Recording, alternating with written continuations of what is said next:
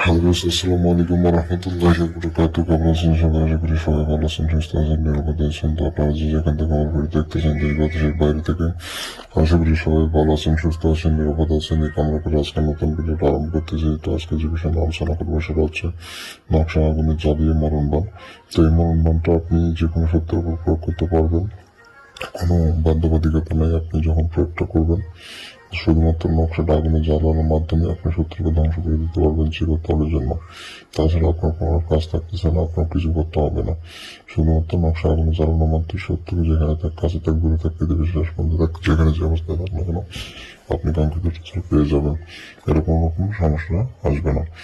আর এটা অত্যধিক সহজ একটা নকশা। আমি সাধারণত যেসব নকশাগুলো আপনাদের মাঝে উপস্থাপিত করে থাকি সবগুলোই আপনার আগুন জ্বালানো নকশা। কারণ বেশিরভাগ নকশা আমার আগুনে জ্বালানো। কেন? কারণ নকশা আগুনে জ্বালানো নকশাগুলো যেগুলো হয়ে থাকে এগুলো অত্যধিক সহজ হয়ে থাকে, এগুলো সবাই করতে পারে। আর যখন আমি কঠিন ভিডিও বানাবো, কঠিন নিয়মের ভিডিও বানাবো নকশা, তখন কিন্তু আপনারা কাজ করতে পারবেন না, ব্যর্থ হবেন। আপনার জন্য খুবই কঠিন হয়ে যাবে, হার্ড হয়ে যাবে। তো এই ক্ষেত্রে আমি যেটা ঘেটে ঘেটে যেগুলো সহজ তদবির সেগুলো আপনাদের মাঝে বিস্তারিত করতে পারি, যাতে আমার ভিউয়ার্সরা সুন্দর করে কাজগুলো করতে পারে এবং সুন্দরভাবে প্রয়োগ করতে পারে। যার কারণে আমি সহজ নকশাগুলো খুঁজে বের করে আপনাদের মাঝে বিস্তারিত করি, যা অন্য কোনো তান্ত্রিক করবে না। যারা কঠিন নকশা দেয় তাদেরকে বলবো যে ভাই আপনার কেন ওগুলো কঠিন ভিডিও বানাবেন। যারা দর্শকরা যদি বুঝতেই না পারে, কাজ করতে না পারে, তাহলে ওগুলো কঠিন ভিডিও বানাতে লাভ নাই। আমার কাছেও কঠিন কঠিন নিয়মের নকশা আছে, কিন্তু এগুলো দিলে তো আপনারা কাজ করতে পারবেন না। এই জন্য সহজগুলো দিয়ে থাকি। তো অনেক ভাই বোন বন্ধুরা আছেন যারা সত্যের জ্বালায় অতিষ্ঠ হয়ে গেছেন, বিভিন্নভাবে ক্ষমতাগ্রস্ত হচ্ছেন, সত্যের জ্বালা বাঁচতে পারছেন না।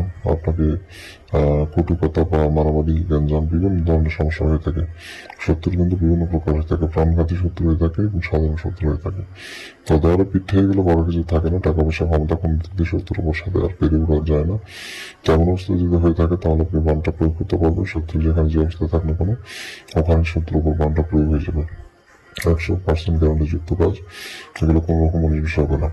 তো আপনারা যারা আমার চ্যানেলে নতুন প্রথমবারের মতো আমার ভিডিও দেখতেছেন, অবশ্যই চ্যানেলটা সাবস্ক্রাইব করে রাখবেন এবং পাশে থেকে বেল আইকনে ক্লিক দিয়ে নোটিফিকেশন অন করবেন। এতে করে পরবর্তী সব নতুন নতুন ভিডিও দেখতে পাবেন সবার আগে।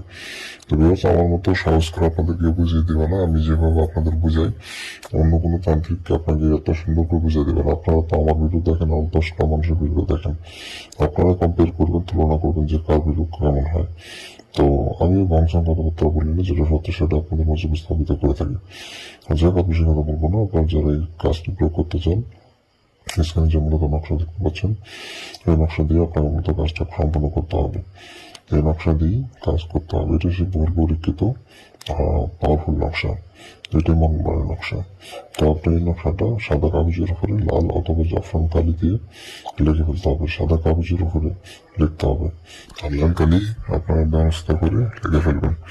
আর যে কাগজের উপর নকশাটা লিখবেন, কাগজটা যেন পাক পবিত্র হয়, কোনো রকম নোংরা আবর্জনা যেন কাগজে পরে না থাকে, ফ্রেশ হতে হবে, পবিত্র হতে হবে এবং আপনি নিজে পাক পবিত্র থাকবেন। যে জায়গায় বসে নকশা লিখবেন জায়গাটা যেন পাক পবিত্র হয়, বিষয়টা লক্ষ্য রাখবেন। নকশা লেখার সময় কারোর সাথে কোনো রকম কথাবার্তা বলা যাবে না। এই নকশাটা সোমবার এবং মঙ্গলবার এই 2 দিনে যে কোনো একদিন লিখতে পারবেন। এই 2 দিন ব্যতীত অন্য কোনো দিনে যদি নকশা দিয়ে কাজ করেন তাহলে নকশা কাজ করবে না। এই 2 দিনে যে কোনো একদিন নির্ধারিত করে মূলত আপনাকে কাজটি করতে হবে। এই 2 দিনের বাইরে অন্য কোনো দিনে কাজ করলে নকশা কাজ করবে না। তো আপনাকে বিষয়টা লক্ষ্য রাখতে হবে এবং সুন্দর করে নকশাটা কমপ্লিট করতে হবে। তো রাত 10টা পর নকশা লিখতে বসবেন, সে সময়টা নির্বিঘ্নে হয়, কোলাহল মুক্ত হয়। তো আপনাকে কোলাহল মুক্ত, গ্যাঞ্জাম মুক্ত জায়গা বসে কোনো নকশা কমপ্লিট করে ফেলতে হবে। তো এইভাবে করে আপনাকে কমপ্লিট করে ফেলবেন নকশাটি। তো যখন নকশা লিখবেন, কেউ যেন আশেপাশে না থাকে এটা লক্ষ্য রাখবেন, কারণ কেউ থাকলে গ্যাঞ্জাম হয় এবং নকশাটা অঙ্কন করলে কাজ হয় না। তো এই বিষয়টা আপনাকে লক্ষ্য রাখতে হবে। তো এটা মাথায় রাখবেন এবং মাথায় রেখে মূলত কমপ্লিট করবেন নকশাটি। তো ভিউয়ার্স, যখন নকশা লিখবেন আর স্কেল ব্যবহার করবেন, স্কেল ব্যবহার করে দাগ টেনে সুন্দর করে নকশা লিখবেন।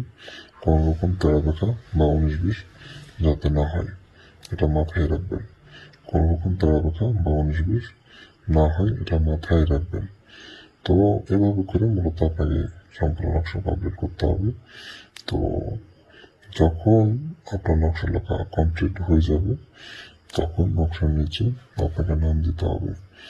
নকশার নিচে দিবেন শত্রুর নাম, তার নিচে তার পিতার নাম, তার নিচে তার ঠিকানা।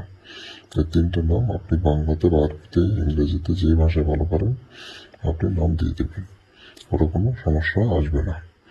তো সুন্দর করে নাম দিয়ে দিবেন, দেওয়ার পর সুন্দর করে নকশাটা প্রস্তুত করে নেবেন। এইটুকুই মূলত কাজ, এটা কঠিন কোনো বিষয় নয় যে আমি কঠিন নিয়ম বলতেছি।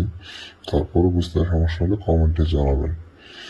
তো এভাবে করে মূলত কমপ্লিট করে ফেলবেন। নকশা লেখা হয়ে গেলে নকশাটা আপনাকে জাগ্রত করতে হবে। সূরা নাস একবার করে নকশার উপর ফু দিবেন, সূরা নাস একবার করে নকশার উপর ফু দিবেন, নকশা জাগ্রত হয়ে যাবে। তো জাগ্রত করার পর এই নকশাটা আপনার কিছু করার লাগবে না, আগুনে জ্বালাই দিবেন। কোনো কিছু না, সাথে সাথে আগুনে জ্বালাই দিবেন, সাথে হাতে কোনো সময় লাগবে না, সাথে সাথে আগুনে জ্বালাই দিবেন। আপনার কাজ শেষ, আপনাদের কিছু করতে হচ্ছে না। এখন আপনি সুন্দর করে নকশা কাজ করতে পারবেন।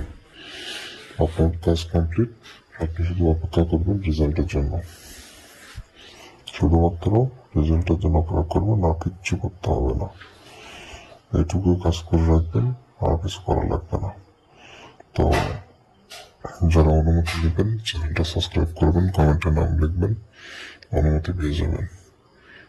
আর যারা চ্যানেল সাবস্ক্রাইব করে না, কমেন্টে নাম লেখে না, তাদেরকে অনুমতি আমি দিই না।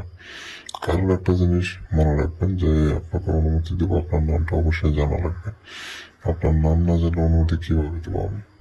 অবশ্যই আপনার নাম জানতে হবে অনুমতির জন্য। তো বিষয়টা মাথায় রাখবেন। আর যারা আমার সাথে যোগাযোগ করতে চান স্ক্রিনে দেওয়া নম্বরে ইমোতে যোগাযোগ করবেন। যে কোনো ধরনের সমস্যার জন্য যোগাযোগ করবেন, ইনশাল্লাহ সমাধান করার চেষ্টা করবো। তো ভালো থাকেন, সুস্থ থাকেন, দেখা হচ্ছে পরবর্তী কোনো নতুন ভিডিওতে।